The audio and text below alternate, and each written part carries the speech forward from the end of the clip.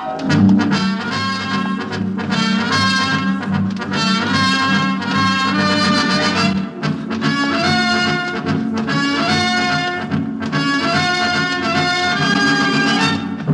National Broadcasting Company invites you by transcription to join The Chase.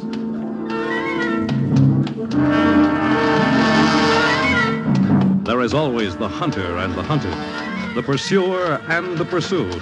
It may be the voice of authority, or a race with death and destruction, the most relentless of the hunters. There are times when laughter is heard as counterpoint, and moments when sheer terror is the theme. But always there is the chase.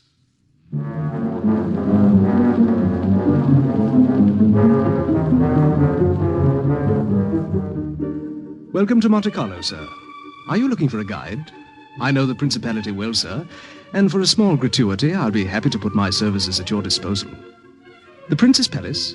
Why, of course, sir, a tour can be arranged. But visiting hours are from 2 to 5, and we have 30 minutes or so to wait. So let's sit here at this small cafe, with the warm sun in our faces and the good spring breeze in our lungs, and watch the passing parade. You ask if I'm British, sir. I know, although I was educated at Eton and Oxford. You see, actually I'm a citizen of... Well, the name doesn't matter. Suffice to say, the kingdom is a small one. Did I say kingdom? Well, it's not a monarchy anymore. It was acquired, so to speak, by certain foreign interests some time ago, during the reign of His Royal Highness King Dano III. Your Majesty, sire, It's time to awake. It's you, Jerick. You interrupted a fascinating dream. I beg your pardon, sir. A most magnificent dream, Jerick, with ballet dancers. My abject apologies, sire. Think nothing of it, Jerick, my friend. What day is it? Tuesday. The time? 11:12, Your Majesty. And the weather? Cloudy, I'm afraid. Too bad. What shall I wear today, Jerick? I was thinking of the grey pinstripe, sire. The suit you acquired on your visit to the United States. An excellent suggestion. And the accessories? A blue-figured tie would be attractive. It goes well with grey. Jerick, you're a genius. Thank you, sire. You're absolutely the most brilliant valet a king could have. And your English is always superb. I wish all my subjects were as quick with languages as you are. When you issued orders that English was to be the language spoken in the palace after your return from Oxford, Your Majesty, I hastened to please you as best I could. And you've done well, Jerick. Our own language is so archaic, so difficult to learn. We need a change in language. And I've always favored English over French. Sire, I must remind you and I think you have even newer innovations for my people, Jerick. Our educational processes are out of date. They must learn more about economics, for instance, and the principles of a democratic way of life. Of course, Your Majesty. But please, sire, I must remind you that you have an appointment. And when they've learned those principles well, Jerick... Well, did you say something about an appointment? General Cranach will be here at noon, sire. Oh, Cranach. He telephoned to the palace this morning, sire. He said it was most urgent. Urgent, eh? What does he want? Another decoration? He's got so many on his chest right now, he can hardly walk. The general told me to tell you, sire, that his visit is in the nature of an emergency, and he demanded that you be ready to receive him on time. He demanded, did you say? He did, sire. Rather cheeky of him, wasn't it? It was, sire. You'd better be careful. Your Majesty, may I suggest that you hurry? There isn't much time. All right, Jerick, let's get on with it. We'll see why Cranach is so impatient.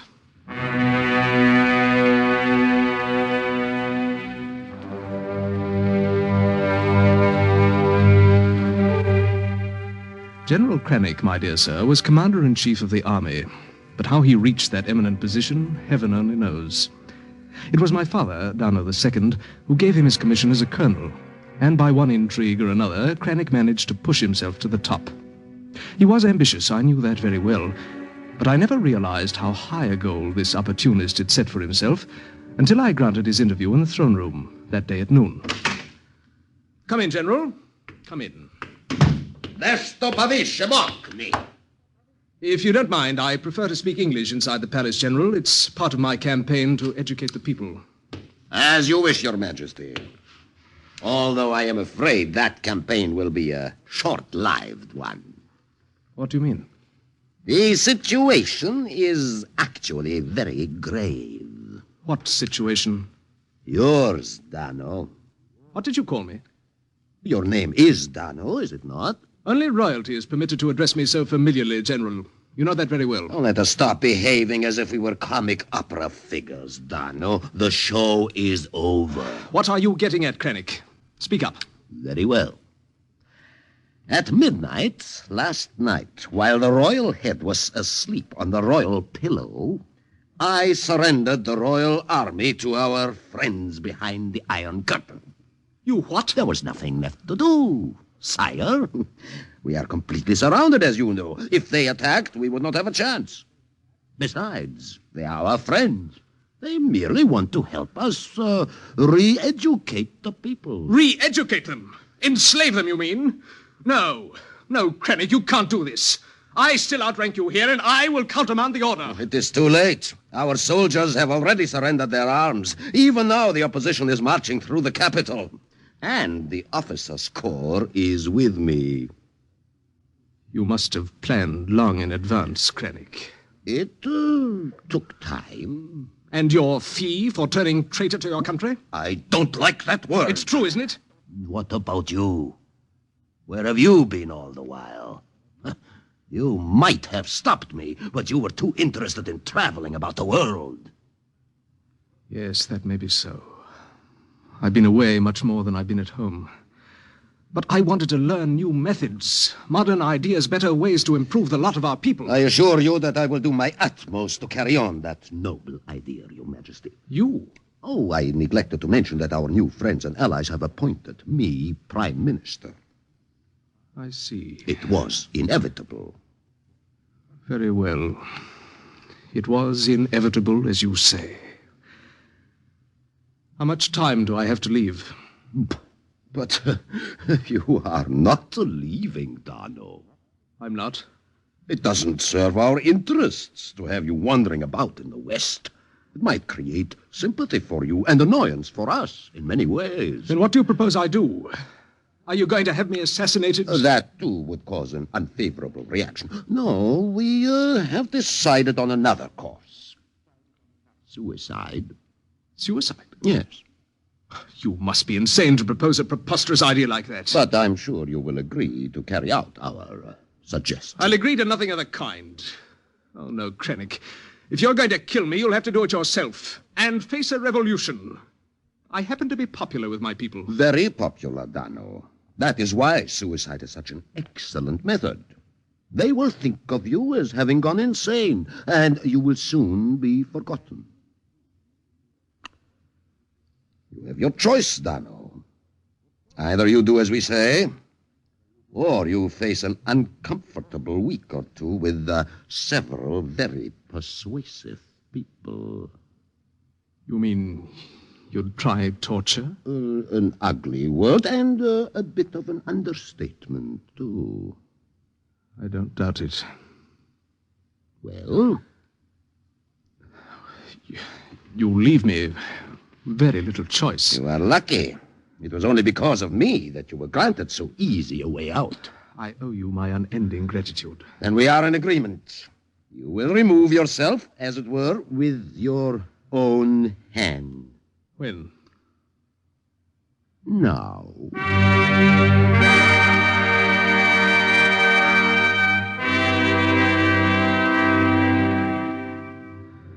He unstrapped his gun holster and took out his service revolver. With a polite bow, he handed the gun to me. For a moment, as I felt the barrel, I had an impulse to pull the trigger and blast his grinning face. But he seemed to read my thoughts, for his smile didn't falter as he said, I wouldn't if I were you. No? No. First of all, it would do you no good. There are many others who can take my place. And secondly, it would give our new government the opportunity to put you on trial for the murder of your most trusted officer. Then they would be able to hang you with the sympathy of the people. You have it all worked out, I see. To the last detail. May I have 5 minutes? Why prolong the agony? You might at least leave a man alone for a short time before he's about to die. Very well. Incidentally, there is only one bullet in that gun chamber. Make certain your aim is good. I would shoot through the roof of the mouth. It is neater. Thank you for the suggestion. You have 5 minutes, no more. Lock the door to this throne room before you fire the shot. Lock the door? Why? The natural impulse of the suicide to avoid interruption. When I hear the report of the gun, I will try to enter the room. But the door will be barred. I will then call an emergency squad and force my way in. Your thoroughness is overwhelming, Krennic. It has always been one of my greatest assets. Well, I'll bid you goodbye now. Shake your hand for luck. I'd sooner shake hands with a ghoul. Suit yourself. But let me hear that revolver speak in 5 minutes, Dono. No longer.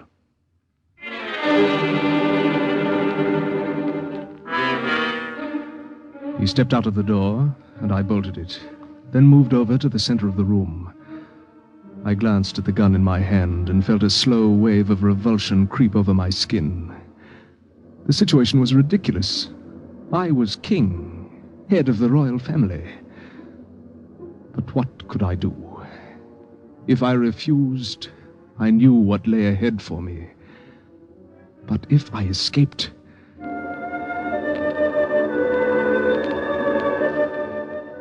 The minutes were slipping by, and there was only one way of leaving the room.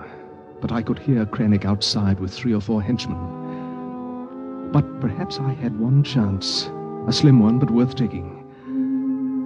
I waited until my 5 minutes were almost up, then raised my gun and fired once at the ceiling. Then I heard them try the door.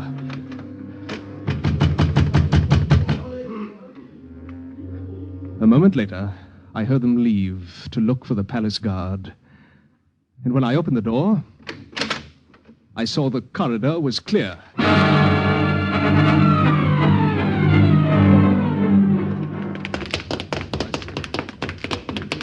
Hurry, you fools! Break the door down! I distinctly heard the shot, and I think the king has killed himself. Faster, faster!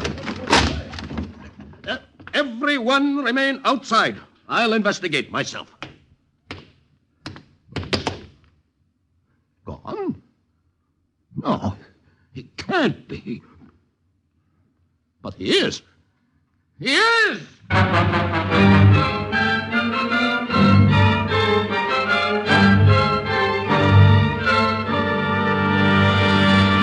Getting out of a palace is a simple matter for a man who's lived there all his life and who knows every nook in the dark.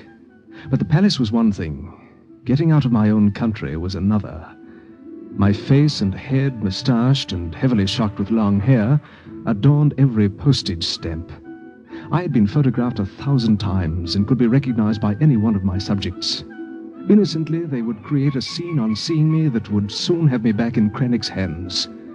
So I had to disguise myself. But first, there was the problem of money. I had none on my person when I left the palace, but fortunately, I did have a large star sapphire ring, and I decided to chance selling it at a pawnbroker's. I slipped on a pair of sunglasses, pulled my coat collar high and my hat very low, and crossed my fingers.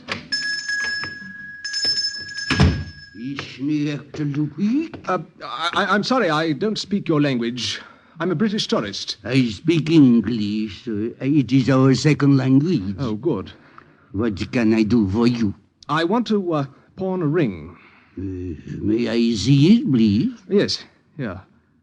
Mm-hmm. It's just a short-term loan I want. I'm not asking for the maximum. I can give you 1,000 gestas. 1,000 gestas, that's about £200 in English money. It's worth a great deal more. I'm sorry, that is all I can offer. I'll take it. Fill out the slip, please.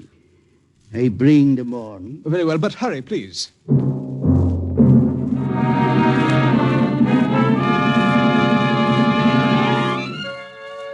As I leaned over the counter to fill out the slip, my eyes were bothered by the sunglasses and I couldn't see very clearly. So, unthinkingly, I slipped them off and bent my head over the receipt he'd given me. A minute later, he returned, the money in his hand. I raised my head, and he looked at me squarely.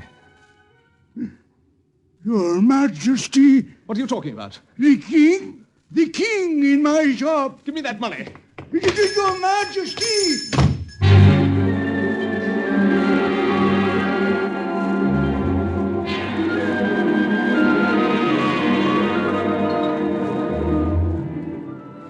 Once out of the shop, I bought a pair of scissors and some shaving equipment. Then I stepped into a public washroom at the railway station, waited until it emptied, and went to work on my hair and moustache. 20 minutes later, I'd made a fair attempt at disguising myself. I could walk the streets now if I was careful, but that was a far cry from walking across the frontier. I'd heard about a small cafe, a coffee shop where black market goods were traded, and a man could get almost anything he needed at a price. I found the place, sat down over a cup of coffee, and waited. Beckett, Bashner, Lytton. Sorry, I don't speak the language. I'm a tourist. I asked if you wanted to change some money at a good rate. You have English pounds? No, just Gestas. Oh, But I am in the market for something. yes? What? A passport. Passport? I lost mine, you see. Then why not go to the British consulate for another? I can't. Oh, are they looking for you? Yes. Why? What difference does it make? I need a passport. If you have none to sell, stop wasting my time. Perhaps I can get you one if you can pay for it. How much do you want? How much have you got? 600 Gestas. For a forged passport? 900, that's all I've got. Oh, don't be ridiculous. For a passport, I can get... What are you looking at? I may be able to help you out at that. Really? I'll need photographs. I'll get them for you. Good. Then meet me at this address here on the card. Upstairs, room number 12. When? In 1 hour. All right, I'll be there. By the way, what did you say your name was? I didn't say. But it's Welbley. Claude Welbley. Welbley. All right, Mr. Welbley. In 1 hour.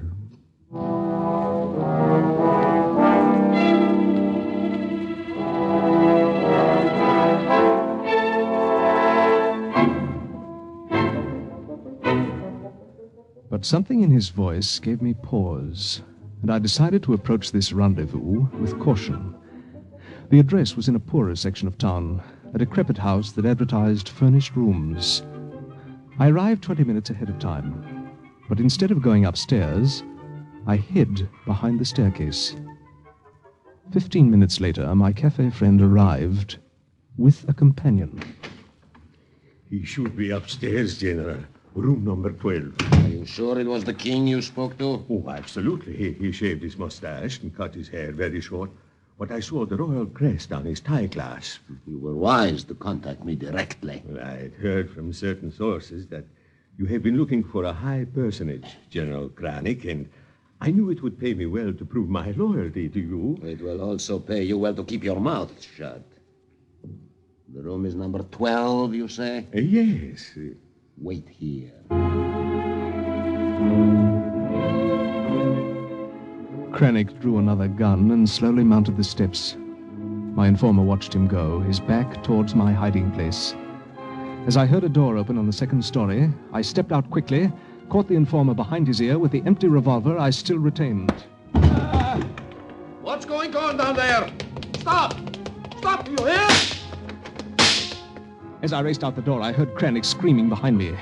There was no time now to lose myself in the streets. I had to get out of range of Kranik's bullets in a hurry. I rushed into the first building I reached just as his last shot whistled through the hem of my trench coat. It was a large hotel, patronized by tourists, and as I quickly mounted the stairs like a hunted animal, I wondered if Kranik had seen me enter. I had to find protection. And so when I thought I heard commotion behind me as I reached the third-floor landing, I opened the first room door I came to and stepped inside. Well, I beg your pardon, miss. you might have knocked before coming in. Well, at any rate, you're here at last, and that's something. Is it? What's the matter with you? You're panting like a racehorse. You are the guide the Travel Bureau sent, aren't you? Oh, yes, of course. I'm the guide, Miss... Carpenter, Eloise Carpenter. All right, let's get started. Started. I want to see the city. Oh, the city. What on earth is wrong with you, anyway? Nothing. I'd be glad to show you around, Miss Carpenter. Are you British? Why do you ask? Your accent, I thought they'd send a native guide. Oh, I know the city as well as any native does, Miss Carpenter. What's your name? Welbley, but I'm usually referred to by my nickname, Danny. Danny. That's more American than British.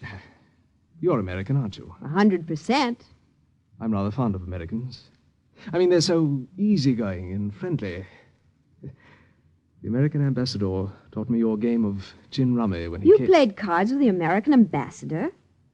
Well, you see, I was his guide for today.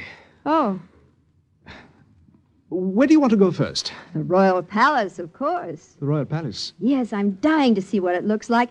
Perhaps I'll even get a glimpse of the king. I don't think so. What? I mean, the palace is closed. They don't allow visitors at this time of night. Oh, I have a special pass issued by General Krennic. My father got it for me. He's president of Inter-Ocean Airlines. How far is the palace from here? 5 miles. It's much too far to go. Now, look here. My plane leaves at midnight, and I'm going to have a look at the king if it's the last thing I do. Have you ever seen the king? Many times. I've heard he's very handsome. Is that true? Well, he's fairly attractive, I'd say, and quite susceptible to feminine charms. Gee, I'd give anything to meet him. Perhaps before you leave, I can arrange that, too.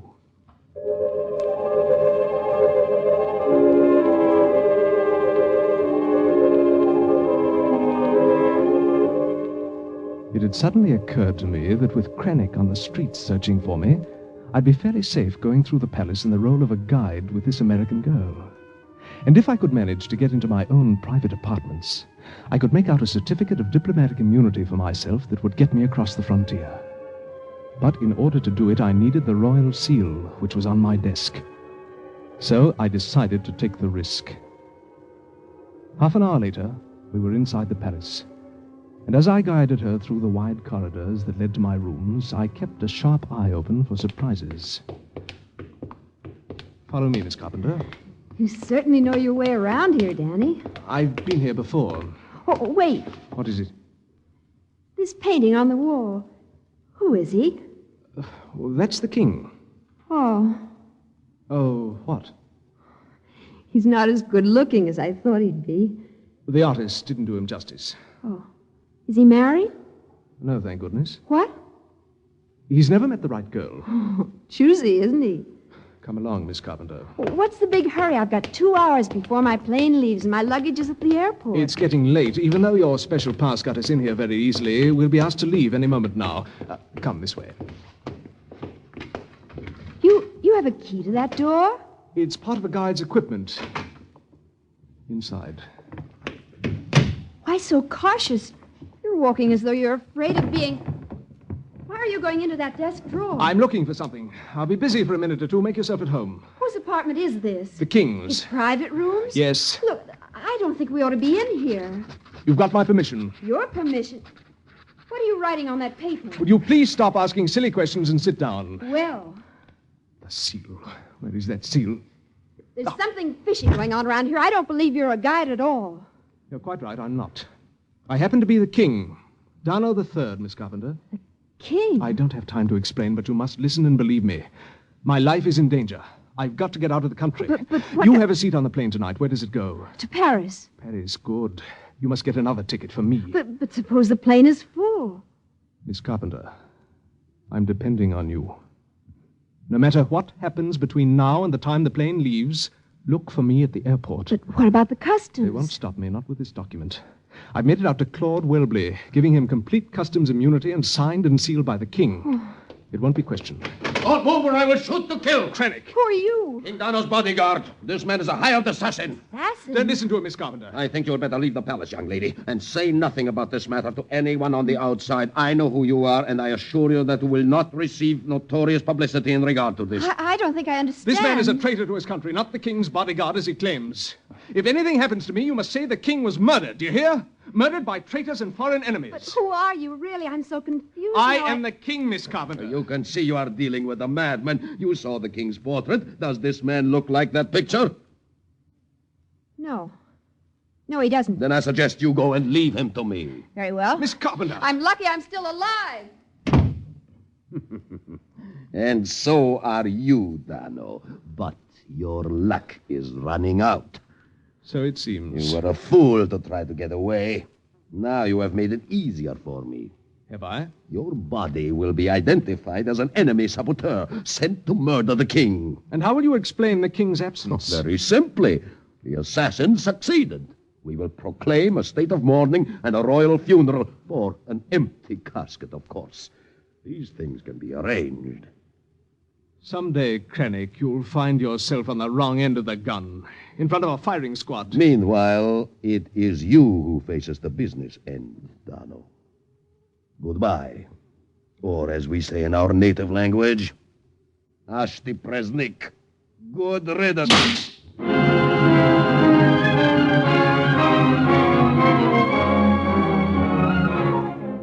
I stiffened with the shot, expecting the sting of steel through my heart. But it was Krennic who fell to the floor at my feet. I turned, and there behind me was Cherik, my friend and valet, with a smoking revolver in his hand. Cherik!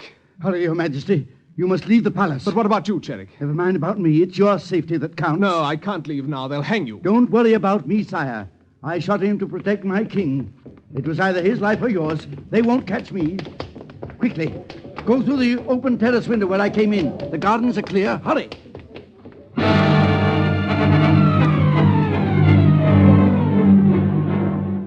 But I still had to get a place on board the plane for Paris. And when I reached the airport, they told me the plane was fully booked. I tried to talk my way into a seat, but it was no use. Just as I had freedom in my fingers, it was slipping away again. But I've got to have a seat, I tell you. There must be an open booking. The girl's right, Danny. The plane's full. I bought the last seat an hour ago. Miss Carpenter. And I bought it for you. How can I repay you? Very simply. Just send me an autographed picture so I can brag about really meeting a king.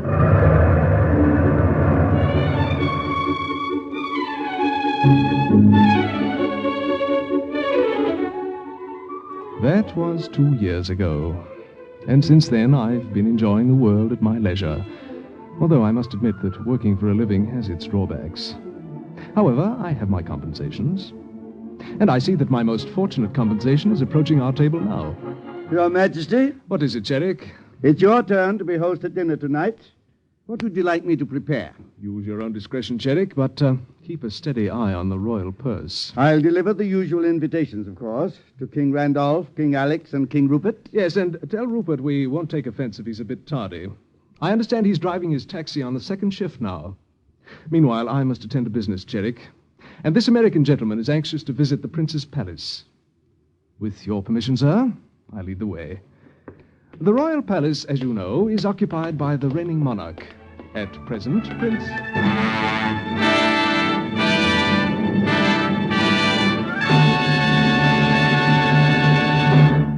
In the animal world, there is the hunter and the hunted. Hound and fox, hawk and sparrow, chicken and worm. But who is to judge precisely which is the pursuer or the pursued as we enter the chase?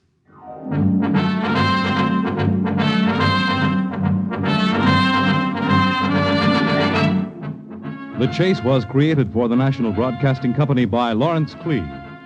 Heard in the cast were Lloyd Bachner, Ann Sargent, William Podmore, Peter Capell, and Danny Acco. The Chase is directed and transcribed by Fred Wade. Fred Collins speaking.